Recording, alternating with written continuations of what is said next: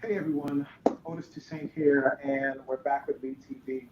I've got a great opportunity to interview Lieutenant Colonel Thweatt, uh, who is the Surgeon General of the Army's Executive Assistant. I hope you enjoyed today's discussion, and here we go.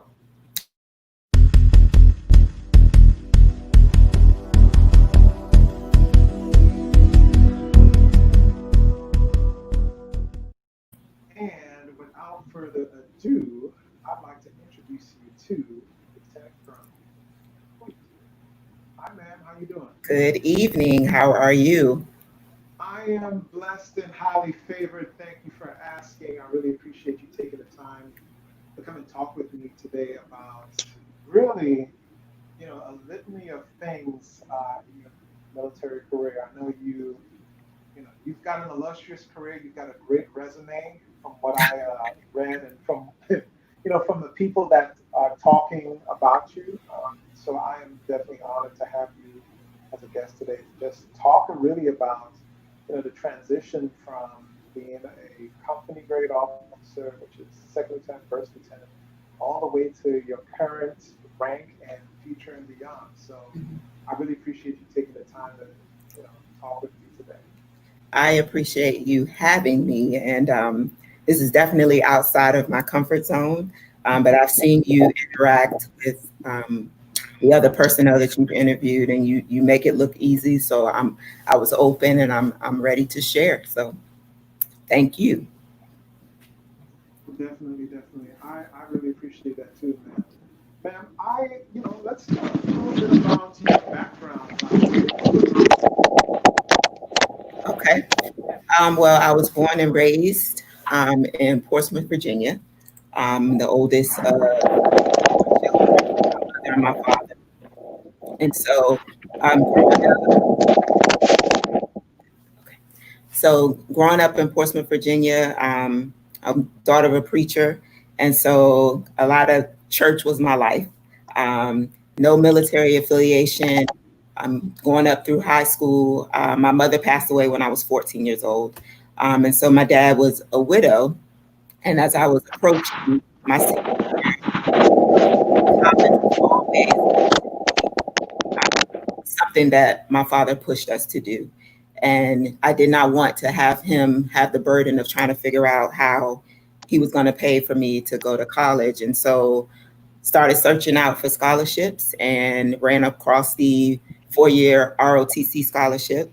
I think I did not see ROTC when I looked at the application. All I saw was 4-year scholarship. So I really didn't Yeah. what I was getting myself into when I Mhm. applied for it and received it, and ended up at Virginia State University. Can you hear me? Yeah, I can hear you perfectly. So ended up at Virginia State University on a 4-year ROTC scholarship. And so the rest is history. 21 years later, there's a lot in between ROTC till now. But that's how I ended up in the Army. Excellent, excellent. So ROTC to now, were you excited when you initially got accepted into the program? I didn't know what when I tell you, I think I glanced over ROTC, like I had no idea, what that meant. And so prior to starting my freshman year, Mhm. before I determined that I was going to Virginia State, I went up to the ROTC program, sat with the Gold Bar recruiter and the cadre. And all I saw was free money, actually. That's, I need money to go to school. We'll figure this out when we get there. And so once I did get involved in ROTC, I was fully immersed. Like Yeah. the running joke throughout college was that I had my dorm room phone forwarded to the cadet lounge in the ROTC building. That's how much I was involved in ROTC. And of course, as a scholarshipper, you had to be at everything. There was no option for not being at PT or lab. And so Yeah. I was all in once I got in. Got you. So once you got in and you were just experiencing this brand new environment, this brand new world, Mhm. like, do you remember like what was like the initial, first month or maybe the first year of being a cadet, what it was like? So PT, PT was the hardest. I consider myself semi-athletic going into ROTC, but just having to adjust to that and just the basics of DNC in the military. Like I did not have JROTC experience, so I was literally starting from scratch. And so I just, again, was all in, and MS 1 year to MS 2 year. By MS 3 year, I was the Cadet Battalion Command Sergeant Major. So, so to say that my leadership skills definitely improved, and I just continued to immerse myself in the program and learn all I could. They always tell you to lead from the front, and so that's what I started to do. So. What are some things that what are some of those memories during your ROTC years that kind of stood out, that really, made you believe and made you realize that, hey, this is the thing I want to do moving ahead in the future? So I don't even think ROTC really showed me that this is what I wanted to do for the future. I knew coming out of college, they tell you all you need is a degree, and this may not be a good thing, but all you need is a degree to be commissioned, right? And so I was an undergrad major was math, and I knew I didn't necessarily wanted to do anything with that, but I knew coming out of school I would have a job. So I think it wasn't until maybe year 3 or 4 that I really was like, oh, I like this, and as a scholarshipper, I had to do 4 years active duty anyway, and then I owed 8 years. So by that 4th year mark, I was still having fun, and so I just continued to stay with the Army. I got you. I remember during a discussion I had with Lieutenant General Bingham, she said, all I was going to do is just 4 years, and then I'm out. But there's always something that kind of hooks you and keeps you for the long run. What was that thing for you, or things for you? So backtrack, and ROTC is actually where I met my husband of 21 years now. So he was actually a junior in the ROTC program. He was my cadet first sergeant in the program. And so as we continued to go through college together and join the Army together, we had a plan that, hey, we're going to do this for 20 years. This is going to be our lifestyle. And so as we rode that journey together, the first 9 years, because he got out, I think once I got to Fort Stewart, we were at Fort Stewart, and I was doing my platoon leader. I did my XO time. And then an opportunity presented itself for me to go up to the DISCOM. And so I'm dating myself, to the DISCOM to be the assistant brigade S1. And that was my first opportunity working at an 06 level staff as a lieutenant. And I think that's where the shift came for me, because at that point, I've been not trying to prove myself, but coming out of ROTC, they tell you, make sure you can do PT, make sure you can lead your troops, always be out in the front. And so working at that brigade level staff, I still felt like I had something to prove. And I wanted to show, those 06s and 05s on brigade staff that, hey, you can count on me. My character is above reproach. I'm going to get you what you need as far as, I wanted to be the subject matter expert in everything that I did. And so that's when I started working in HR as a lieutenant. And I knew then, I felt like I had a passion to do that. I love taking care of soldiers, something, it was passion in me as far as taking care of actions and whatnot. And so I declared as a medical service corps officer, and I can explain a little bit about how that works. As a medical service corps officer, you come in as a 70 Bravo. And so you don't specialize into an area of concentration until your 8th or 9th year. And as a first lieutenant, I knew then that I wanted to do HR. I had already done an operations type job as a second lieutenant in Korea, and I knew I didn't want to do that. And so I actually put in a 4187 and declared to become a 70 Foxtrot HR officer as a first lieutenant. And after that, I had numerous S1 jobs, and I knew that's the field that I wanted to work in. And so that's what I've been doing since. like Ever since. 2003. Okay. Mhm. So I know, you know, we kind of jumping ahead a little bit in the discussion, but it's okay. We will bring it back. We will bring it Okay, back. So let's go back. Let's go back. let's go Way back. Your first lieutenant job, your first second lieutenant job. You said you were in Korea for that first job. I was How a was that? How was that? How was that culture experience and all of that? It was different. You know, you think you're going to jump right into a platoon leader position, but in Korea, I was actually like a clinic XO. So it was a company / clinic XO. So there was really no field time. It was at Camp Red Cloud, and I worked in the clinic, you know, all day, every day. And so it wasn't until I PCSed after that year to Fort Stewart in the 3rd ID is where I got my actual ambulance platoon leader time, treatment platoon leader time, and company XO time. Excellent, excellent. You remind me those 3 positions. That it reminds me of because you know I'm a 70 Bravo myself. Uh-huh. I had the opportunity, well, right out of graduating from Lincoln University, Missouri, and right after OBC, I went right into platoon leader time with the 101st. Mhm. Then I went over to the 86 Cash, and I got some treatment platoon leader time. And then, you know, of course, I had to medically retire out the military, but I remember leading those troops, and Yes. you know, you're kind of like a glorified. I don't want to say it, but you're kind of like a glorified babysitter to a degree.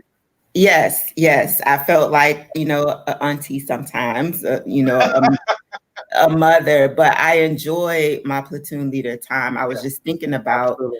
you know, going on the runs with the soldiers, taking them on the big loop or leading them through 12-mile road marches. And I did learn a lesson as a lieutenant because there is a shift from being a cadet to a lieutenant. So, you know, What's that shift? you are the leader, right? And so right off the bat, as a lieutenant, you don't know what you don't know. And I always wanted to be that team player. And so I found myself, you know, trying to be with the soldiers and in with the soldiers, because that's what they teach you, right? The soldiers in the motor pool, you need to be in the motor pool. The soldiers putting up tents, you need to put up tents.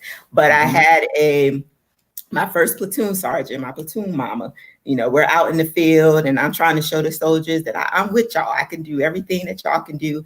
And she's like, ma'am, you know, you're the LT, like we got this, you go over there. But, you know, that's where, you know, you have to shift that there's a hierarchy in the Army, and you have your junior enlisted, you have your NCOs, and as the lieutenant, you are the leader. And so coming from a cadet to a lieutenant, it's a mind shift that you have to get to, but that's a part of growing in the Army. You don't come in and exactly know that as an LT, that's what you do, but that's why you have your NCOs to help shape you and groom you into your role. And that's interesting because have you heard the saying before where if you're prior enlisted, you know, your enlisted soldiers that you're in charge of or whatever, or you're the supervisor of, they respect you more. So you're almost expected to be in the mud and in the grut and in the dirt with them. But that's interesting that you had that scenario where they wanted you to be the leader and not necessarily be the person right in the mix with them. Correct. Yes. So how did you kind of make that mental shift now from being in the grind with them to, okay, let me step back and kind of take a 20-foot look at this 5-foot situation? What was that like? It was hard because by nature, I just like to work. And so in every position, even as a company commander and even as a battalion, by the time I was a battalion commander, I really had to realize that, you know, as you grow in different positions, you have a responsibility that may not require you to have hands on. And as the leader, as a battalion commander, you have to empower and trust that those under you can execute your intent, because that's what you do as the commander, as the leader. You provide the guidance and intent, and then they execute that. And so that has been a, I won't say hard lesson for me, but I have learned to, you know, take a step back, because again, there's a hierarchy in the Army, and everyone should know their role and be able to earn their check. Correct. Exactly. I got you. Let me ask, and I don't know if you could think back at those times, but right now in our current society, Army included, we're having those tough discussions. Was that a thing back then that you had to think about, who I am and all those different things? Can you talk to me about how it was then? So even as we're going through what we're going through now, I'm often reflecting to see if I can recall experiences like that. And I can say I've been very fortunate.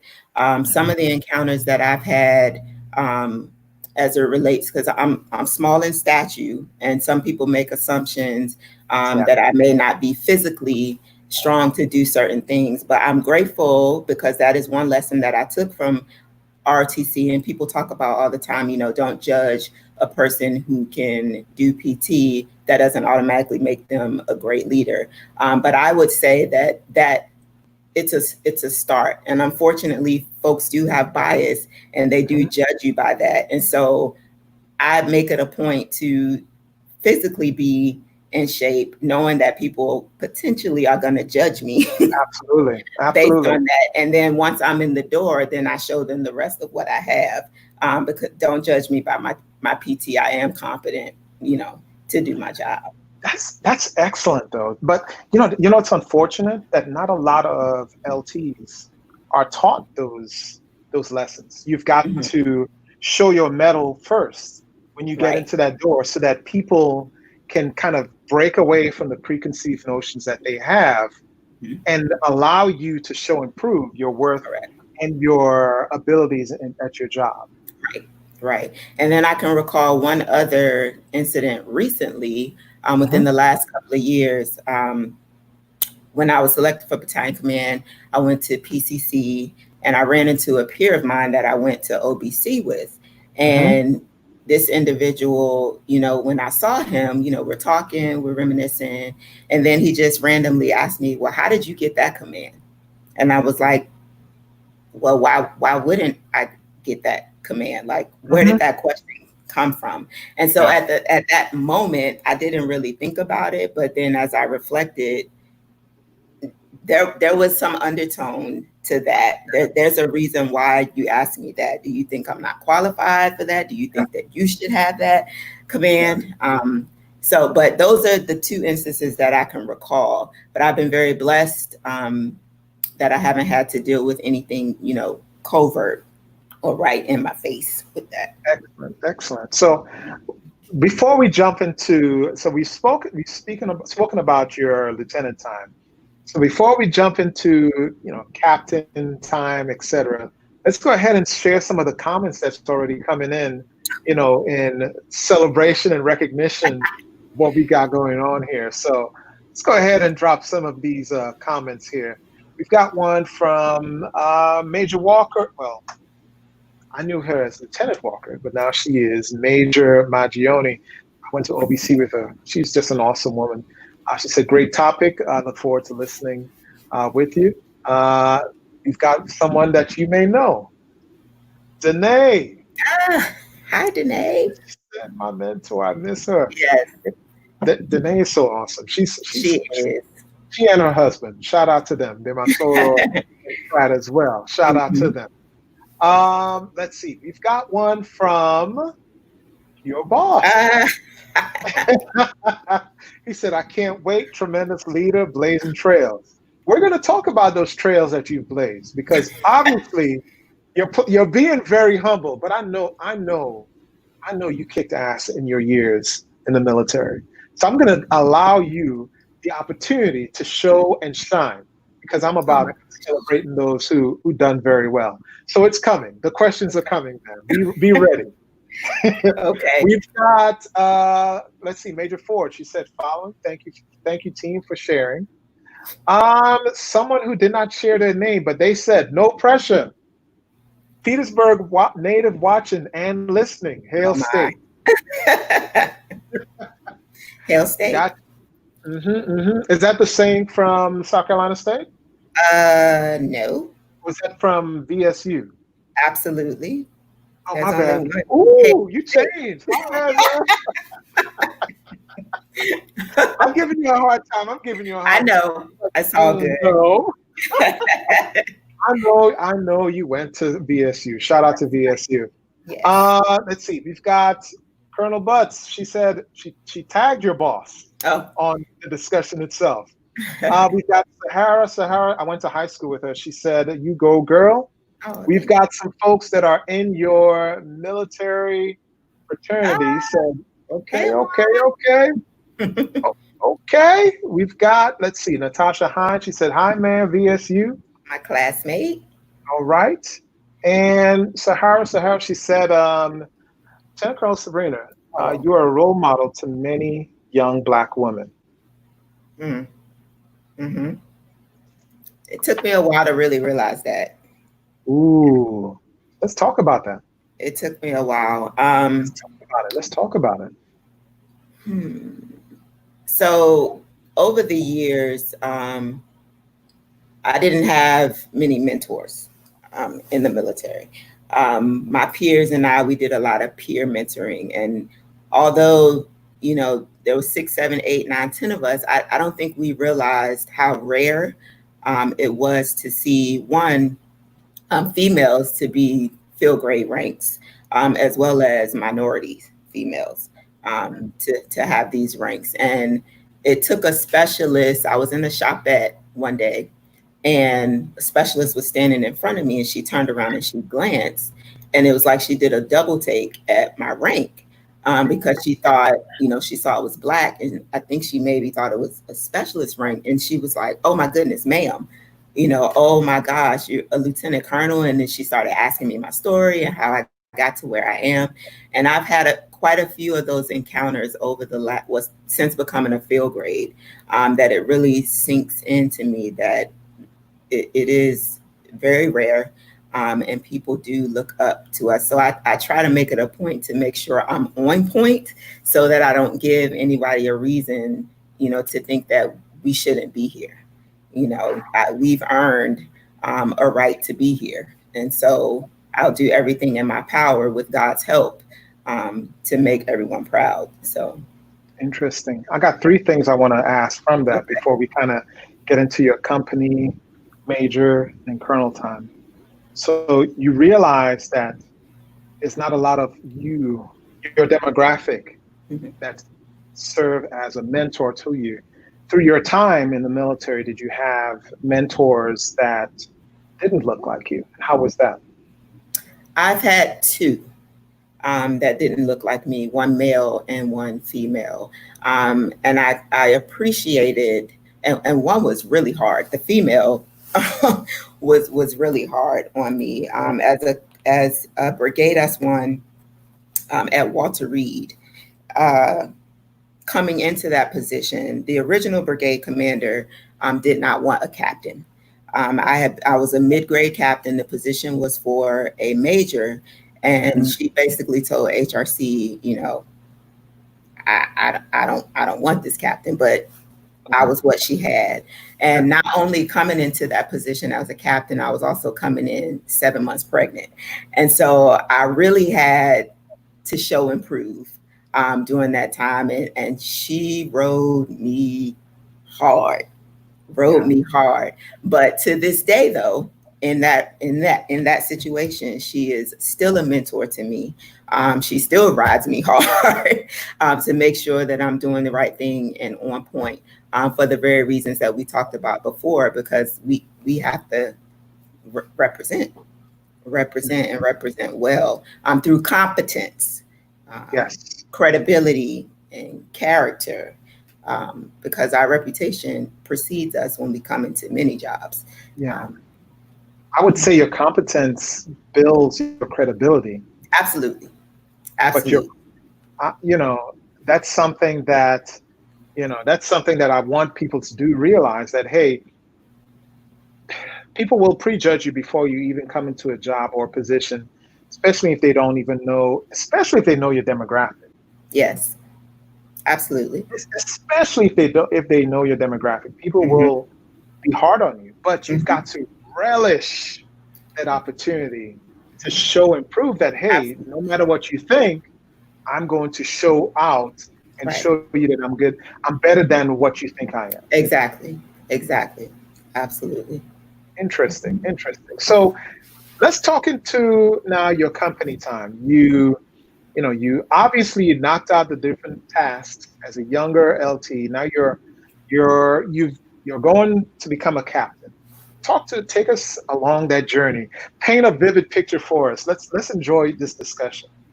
So I pinned captain while I was in that assistant S1 job. So I think, as I was reflecting on my transition from company grade to field grade, I didn't think it was as traumatic or stressful as I have read in other articles. And maybe it was because at that captain level, I was working at the field grade level amongst, the field grades. And so by the time I became a major, it was a smooth transition. I would say that brigade S1 time where I was the mid-grade captain and I worked so very hard, set me up for the transition to field grade, and understanding that although my jobs were the same, multiple S1 jobs, the scope of responsibility is all that really changed. And so once I realized that, as a field grade officer, you automatically become the SME. People look at you as the SME because by the time you make major, you've been in for 10 years. There's a difference between a captain with 3 years and then a major with 10 or 11 years. And so you have that experience, or you hope that you have that experience and have that maturity. And people look at you to have the answers. There's no more holding your hand or helping you figure it out. You have to go get it, as a field grade officer. And so once I made that transition, after company command transition to major is the time where I really started grinding. Not like my work ethic wasn't strong before, but that's when I realized I was working the late hours, the early mornings, neglected my family a little bit because it was all about trying to, be on the grind and be on point because the brigade commander, brigade XO are looking to you for answers. And I wanted to make sure that I had those answers for whoever needed it. And so my transition was fairly smooth from captain to major. And I think it was because I was thrust into those field grade type positions early on. And so I wasn't intimidated by the time, I made that field grade status with the 06s and the 05s. I had already kind of worked with them already before. So because you've kind of went through the tough times in the earlier part of your career, it made the captain time seem almost like a piece of cake, but that made you even more so prepared for your major time. Yes. So you made me, I don't want to be corny, but you majorly stepped up. Ha, ha, ha. Hey, that's something that, what would be your point of advice that you would give to a brand new major who's, they're hearing you, but they want to, what's the real deal? What are the real things that majors should be looking out for, especially if they're, you said a 70 hotel, right? Me? I'm a 70 Foxtrot. Foxtrot. What were those things that majors who are going 70 Foxtrot, what are some of those things that they need to be aware of and be prepared for that time of transitioning out from company command to being a major? So like I said, the bottom line is once you pin that gold oak leaf on, people are going to automatically assume that you're the subject matter expert in your area. And so the bottom line is you need to be the subject matter expert in your area. You need to acknowledge the areas that you're weak, and you need to go forth and make them strengths, period. Because at the field grade level, it's almost like zero tolerance for any type of mistakes. Not saying that you can't make mistakes, but that is where your reputation really starts and the credibility really starts to matter. And so you want to be that subject matter expert. I was talking to a friend of mine and I was, asking him about his transition because I wanted to see if I was an anomaly when I say that my transition was not stressful or smooth. And he made a good point to say that, as a major, you have the ability to establish culture in an organization. And I thought that was interesting because you think that a commander would be the one to set the tone. But as a major, this is where you have to be a good teammate. As a major, there's other majors within your unit, other majors across battalions that you have to work with. And as you all establish the culture together, the leadership is looking to you all to run the organization. And so you have to be a good teammate in that aspect as well. Interesting. So being a good teammate, what are some of those characteristics of a good teammate? Yeah, you could say be a good teammate, show up, do PT, talk to folks, be a good friend, etc. But what are some of those real raw characteristics of a good teammate? Being humble, being not afraid to say that you don't know and seek the answers from the person that has the answer. What else? I think that you covered the basis of it. It helps to build, you have to build relationships. Yeah. So you do have to show yourself friendly. We talk about Blue Falcons and Spotlight Rangers. As a major, now that is not the time to do that. But on the flip side, during your feel great time, having been in the Army 10 years, 11 years, you really start, that's the time where you decide if you're going to really make it a career or not, right? And so as you think about it, and it becomes competitive sometimes at the major level, because at that time you're starting to think about lieutenant colonel, you're starting to think about, do I want to pursue battalion command? And the truth of the matter is, everybody knows that the evaluation, there's only but so many, most qualified. And you never should go into a job looking or looking for that most qualified. You should just go in and do the best that you can and let your work speak for itself. But you should be aware that there are going to be some there's going to be some competitiveness around that major time frame. What were the things that made you competitive? That's a good question. Competitive. I did my job, right? And like I said, this interview is definitely out of my comfort zone because I'm a behind the scenes type person. I don't need to be in the front. I don't need to be in the commander's face, all the time. And that is a weakness of mine, but I like to let my work show. And when it's time for me to speak, to the commander or whoever, I make sure that I know what I'm talking about. And sometimes that can be intimidating to folks who are not prepared. So I make it a point to make sure I'm prepared. And so I think as far as competition, I never go into a job trying to be competitive, but I know it's there. I know it's there. So as long as I'm true to myself and doing what I do, that I don't really worry about the competitive nature, but I know that it's there. Let me ask, as a major who I'm sure oversaw captains and lieutenants, what are some things that they can do to become more competent and knowledgeable in their jobs? Obviously, yes, reading, practicing your craft is one or two of things, but what do you think are things that captains and lieutenants can do to become more proficient and ultimately more competitive in their jobs? I think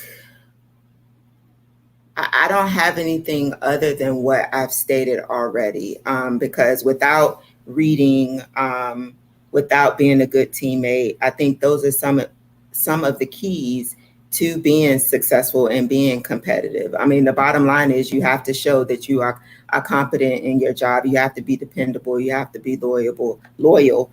And so those are the basics. I don't think that you really have to do anything extra to be competitive. Just do your job and do it well. I mean, that's been the key to my success. I often recall, I don't think I've done anything extra. What I did with excellence, period. And fortunately for me, that's been enough. I don't I've got a brand new XO in my battalion, and she said something to me at the first initial meeting with all of us, and it kind of stood out in my head. And maybe she's watching right now, but the thing of doing things in the spirit of excellence, that's like jet fuel in your engine if you're already pushing internally. If you've got your own internal things that pushes you and makes you want to just, I'm gonna just knock this job out. I'm gonna kill it for this battalion. This battalion is about to be the best. And then you got somebody come in and give you that extra fuel of do it in the spirit of excellence. Oh, I have that now.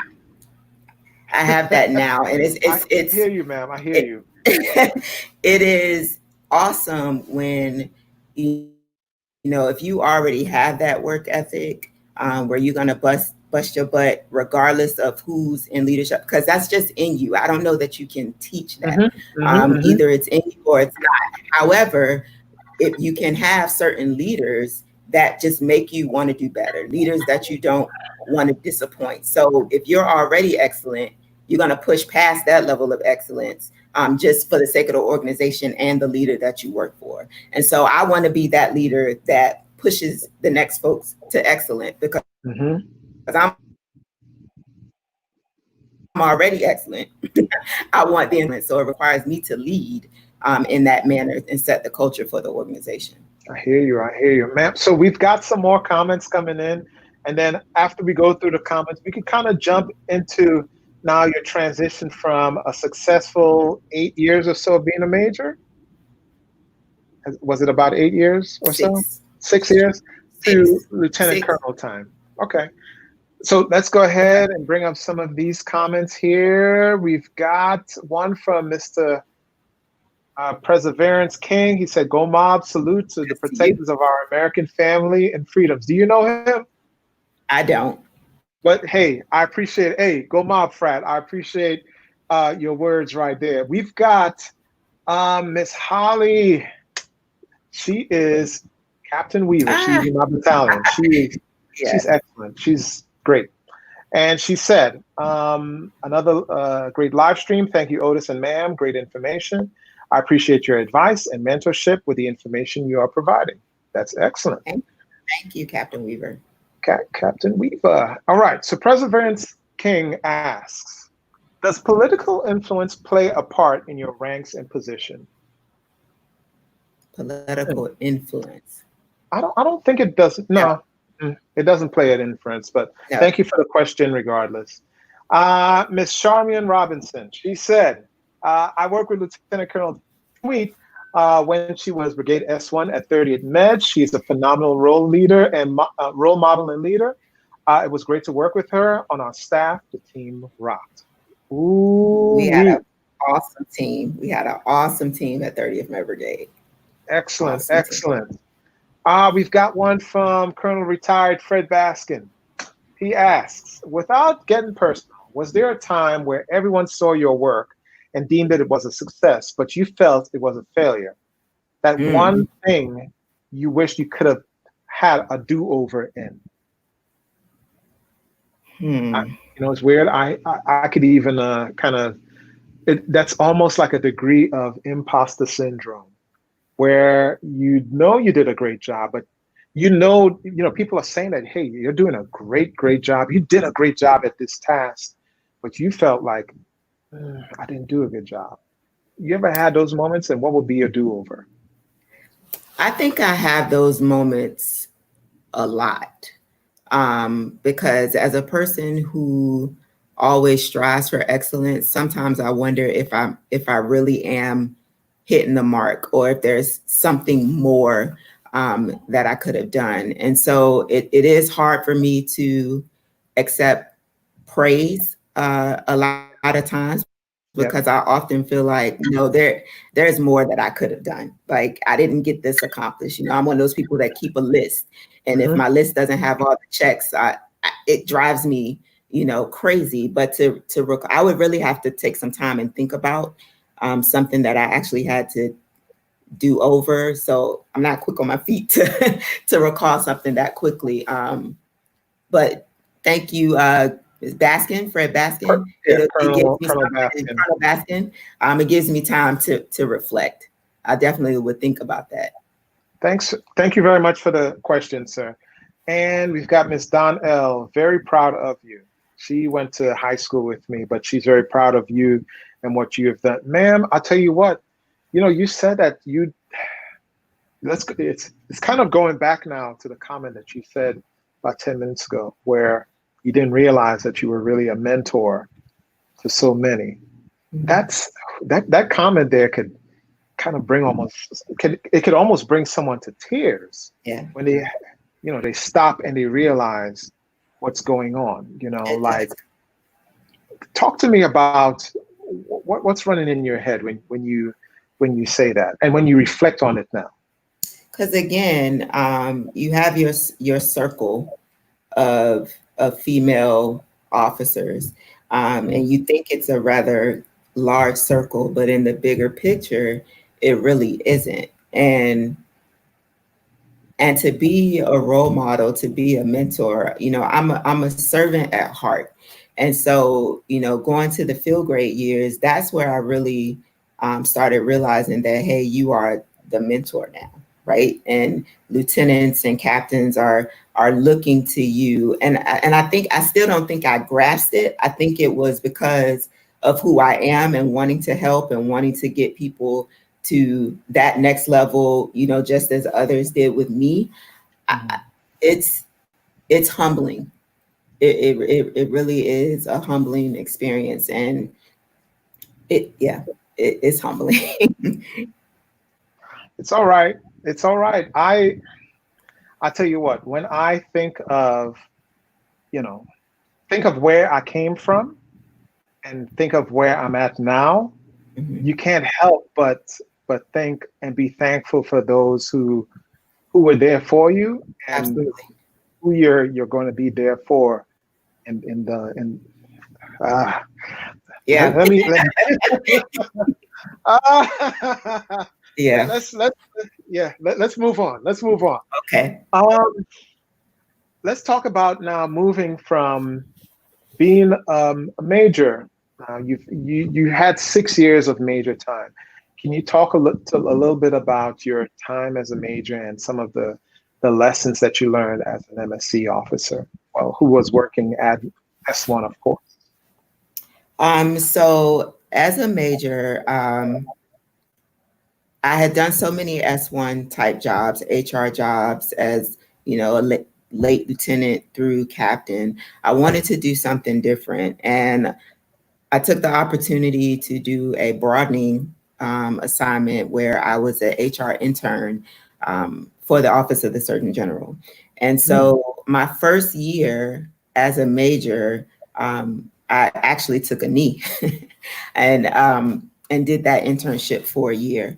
And then coming out of that assignment, I went into the purple arena, into what would be considered a joint job.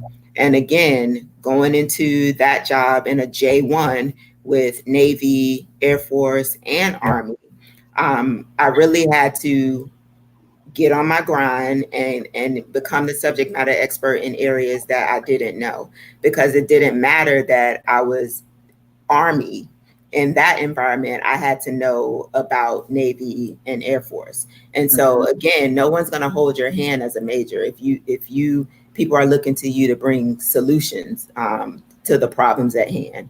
And so from there, I went overseas and did another brigade S1 job. And I had a moment of arrogance at one point before I took that job, because I said, well, hey, I've had success all the way up until now. I don't need to take another brigade S1 job.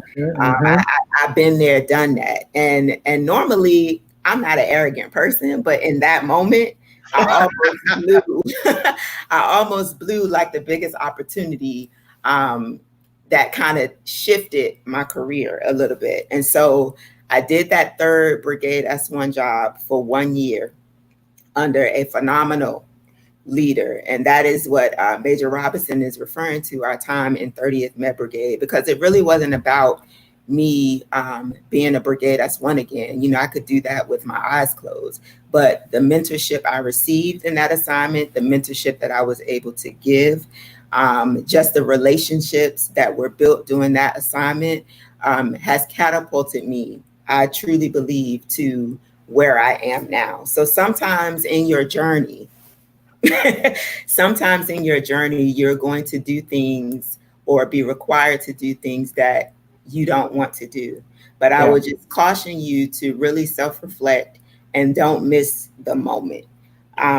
Because, go ahead. You look like you want to ask me something. The question is, that question is, who was that leader? And let's put that leader out there. Let's give that leader their props, their shout out. And what were those characteristics about that leader that made them a wonderful leader, the way how you said it? So that leader at that time was then Colonel Scott Dingle at the time. And so before it wasn't, I didn't know Colonel Dingle then. And my assignment officer at the time, I was already in Germany. I had done a deputy G1 job for 2 years. And I was actually looking to PCS back to the States because I was pretty much done. I was like, I need to do something else. I don't want to do another S1 job. Yeah. And my assignment officer at the time offered me, you know, the 30th Med Brigade S1 job. And I was like, sir, like, why are you sending me to another brigade? You know, semi-arrogant, right? Like I've done that already. Yeah. And, you know, he's like, well, Colonel Dingle is coming to be the brigade commander. You know, you are a subject matter expert in your craft. I really just want you to go over there and, you know, do what you do for that brigade commander. And I'm like, okay, okay, sir. And so we get over there, and General Dingle was one of those leaders that I had heard about throughout the years, but I had never worked for him. And he was one of those people that you've never heard anybody say a bad thing about him. And so our first interaction was at the change of command. I hadn't taken over as the S1 yet.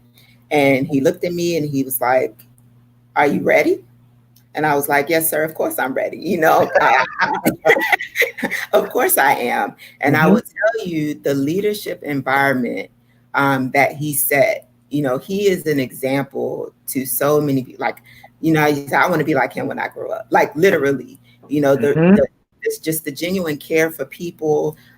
He's one that will give you his guidance and intent and not micromanage. Just the culture that he set, the level of excellence. He's like a dad that you didn't want to disappoint. So if you're already, you know, performing excellent, you want to just take it a step further, because it's like, hey, my boss is, you know, pushing us to do great, do this. And he empowered us to make moves. And when I tell you that 12 months, it was quick, it was fun, it was fast, and it was like one of the best assignments I've ever had. And I learned so much from him that from that day on, he became my mentor. And so since then, fast forward to where we are now, and it's just amazing. That was 2014-15. We're only in 2020. He is now the Surgeon General of the United States Army. And are we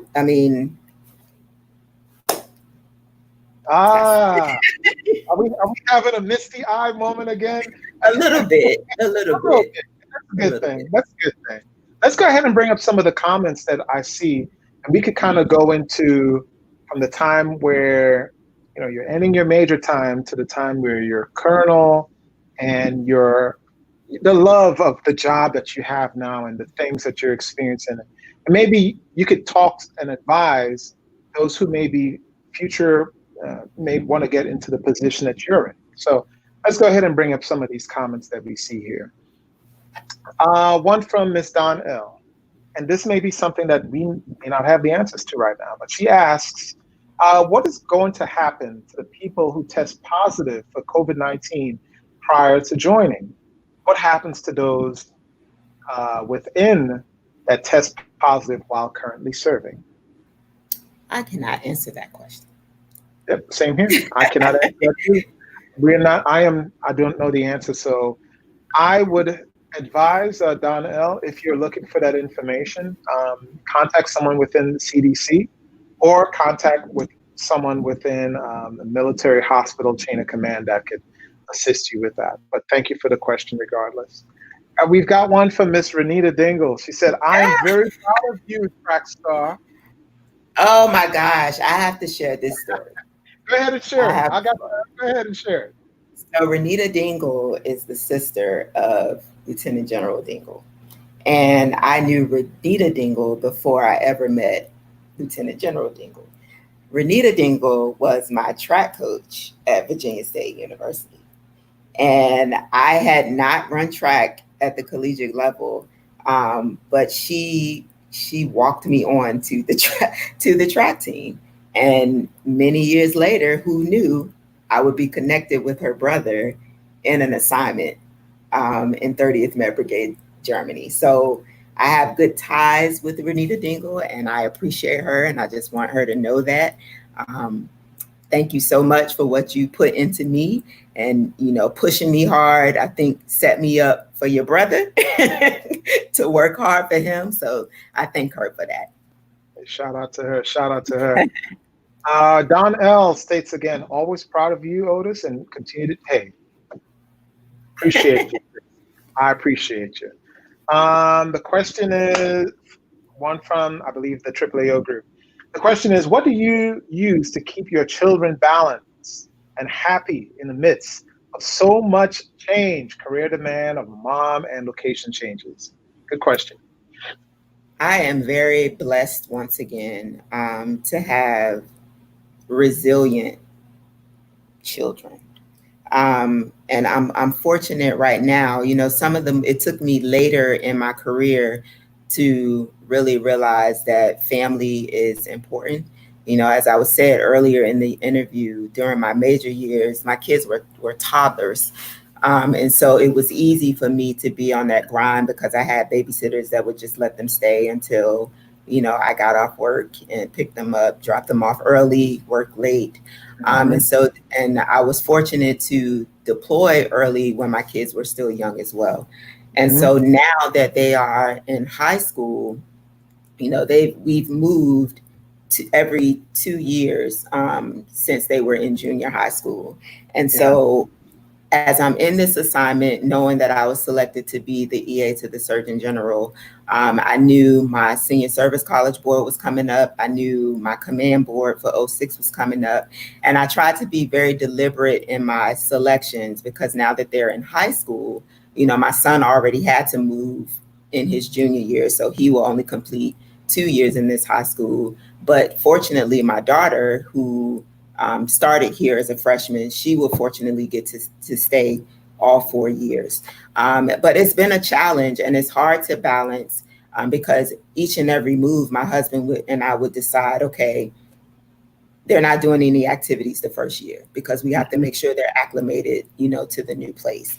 And then by the second year, we get them involved in things and it's like, oh, mommy has to move again. And so they have been very resilient in spite of. I will tell you that this experience during COVID that they've been home has shown me that kids do need social interaction. And so it's been very hard to keep them engaged during this time when they're at home. But I've been blessed. That's all I can say. I have straight A students. I think the more complicated piece is having now a civilian spouse who has to change jobs every time we move. He finally got into the GS system overseas, but then of course that didn't transfer back to the States. And so it's harder on my husband, I think, than it is my children. And When I'm at home, full transparency, I can't always say that I don't have the work computer in my lap, when I get off or on the weekend, but I do try to be deliberate when I do make time for them. That is something that they want to do. But it's difficult. The military, it is difficult to bring back, to have balance. But I do the best that I can, and I'm just grateful that I have a family that supports me and understands the needs of the career, and that this won't last always. Excellent, excellent. That's good. So, ma'am, you have transitioned now from your major time, and you're brand new lieutenant colonel. Can you talk to us about some of the assignments and responsibilities that you've had, and some of the lessons that you've learned in these responsibilities? Yes, and so lieutenant colonel, going into my lieutenant colonel board, was the year that I was completing that assignment in Germany. And so I got picked up or selected for lieutenant colonel en route. But at the same time, I decided to apply to take another knee because, again, I had been on the grind, and I applied for a training with industry residency, and I was picked up for that. And so my first year as a lieutenant colonel, I was taking a knee. A well-deserved knee. And so let me just say something really quickly about broadening assignments. I know a lot of people maybe shy away from that because the timing may not always be right. But I would encourage everyone to really map out their career and look at the time, and don't shy away from it because you think it'll take you out of the mainstream. Broadening assignments are good.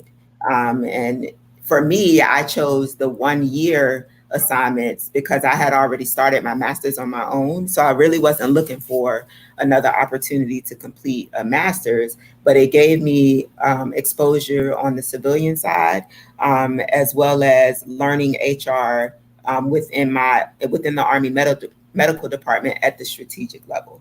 So I just want to tell everyone, encourage everyone, look into those broadening assignments because they are career enhancing and can set you apart as well.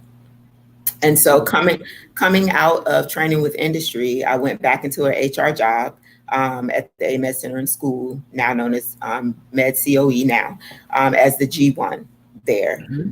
And so back in my comfort zone, right? Another S1, G1 type job. But 2 years in grade as lieutenant colonel, you can compete for battalion command. And so I competed for battalion command, was selected as an alternate though. So shout out to alternates because alternates do matter. And so if you're selected for alternate, don't be upset because there's always room for activation. I'm a witness. And so I was activated off the alternate list, did 2 years of battalion command. And that's where I completed last year, and now lieutenant colonel as the EA to the Surgeon General. Excellent, excellent. And as the EA to the Surgeon General of the Army, what are your responsibilities? So I am responsible for all administrative requirements other than travel for the Surgeon General. So all of his scheduling, making sure he has all of his prep materials. And it sounds like it's easy, but it's not. Because at that level, schedules change so quickly. And you just have to be on point. You can't miss an email. I've missed a couple of meetings a couple of times and got scuffed up, and that's not a good thing. But I'm just grateful for the opportunity. I had never been in the Pentagon. It took me 21 years to get to the Pentagon, and just the amount of information that you learn about how the Army runs at that level is just amazing. And to see where the Army Medical Department fits into all that, because I've been at the tactical level for so long. Now I can see at every level how it fits and why decisions that we think are stupid down at the bottom, why they're really made. I have a better understanding of that now. Excellent, excellent. And so I guess moving forward, like where do you see your career going? What do you eventually want to do? And what advice would you give to someone who, is probably following your path right now? So fortunately for me, I know where I'm going to be for the next 3 years. So this is actually my last week as the EA to the Surgeon General, and I head off to Senior Service College at the end of July. So I'll be attending the Eisenhower School at Fort McNair. And then I've already been selected for command. So I will be taking command next year, coming out of Senior Service College. So I should get promoted on the 1st of September. And so it's just amazing to me that, you know, Sabrina from Portsmouth, Virginia, is going to be a 06 in the United States Army. And it's humbling, you know, and oh my gosh, it's humbling. I'm just going to leave it at that. And I'm just grateful to God. I would never have thought that I would be this far in the military. And so for the next 3 years, I know what's going to happen. I would like to stay on the command track. And so I would just tell everyone, you know, people, there's no cookie cutter way to get to levels of success. Everybody's levels of success are different. And people often ask me, well, what did you do and how did you get there? You know, you just have to chart your own course and do the best job you can, perform with excellence in every single job you do. Don't let anyone tell you that you can't do a job. You show up and you prove them wrong, because I know for me, you know, at this level in my career, I would like to stay on the command track, you know, as much as possible. And I'm going to continue to perform in a way that facilitates that, you know, hopefully facilitates that. So. Excellent, excellent. Well, ma'am, we've got a few more comments and then we'll call it a discussion. Okay. So let's go ahead and pull up some of these comments. We've got one from Facebook user said, wow, congrats, ma'am. Let's see, we've got a question. Question is, did you always foresee yourself wanting to compete for battalion and brigade command? Thinking back to your captain and major time. That's a good question. So I thoroughly enjoyed company command. But as a captain, I don't think I really thought about it. Because even when I was selected for battalion command, I was kind of shocked. And then the command that I was selected for, I had never been in that type of unit before. So it was a little bit scary. But at that point, as a lieutenant colonel, you have led at different levels, right? And so as the leader of the organization, I did not have to know everything as far as commanding. And so again, there was always a subject matter expert within the organization that could help me be successful. And I've always been one of those leaders that's not afraid to listen to my subordinates, listen to my peers, because I don't know everything. And I'm the first to tell you that I don't know everything, but I'm a good listener. And when you tell me once, you know, I'll get it. But now that I have been a battalion commander, I do have aspirations to be a brigade commander, because there's just something about command. You know, staff, you do staff for many, many, many, many years, and you will only get the opportunity to command, maybe if you're blessed, you know, 3 times. And so that opportunity has presented itself to me, and I've been fortunate to be selected. But thinking back as a captain, I don't think I saw that far. I never said as a captain, oh, you know, I want to be a brigade commander. I think it wasn't until I, you know, got into battalion command, I was like, oh, I love command. I want to do this again. And so I competed for 06 command and was selected. Excellent. We've got some more comments here. We've got one from ma'am. It's Captain Trice asking all those questions. I appreciate your answer. All right. We've got one again from Captain Weaver. She said, congratulations on SSC command and your upcoming promotion to colonel. Very well deserved, and I'm glad I had the opportunity to listen today. I have several great takeaways from today's interviews.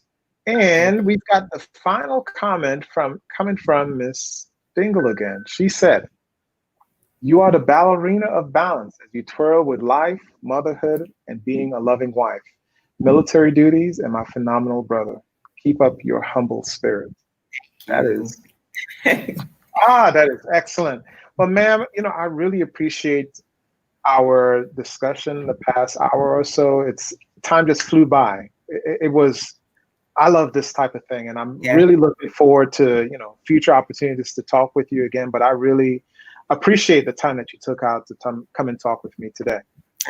I thank you so much for asking and pulling me out of my comfort zone. You made it easy, so I appreciate you, and continue to keep doing what you're doing, because you are making an impact. Like, you really are making an impact. You're reaching some levels that you probably never thought you would reach. So just keep pushing, keep pounding. You're making an impact. I never envisioned that.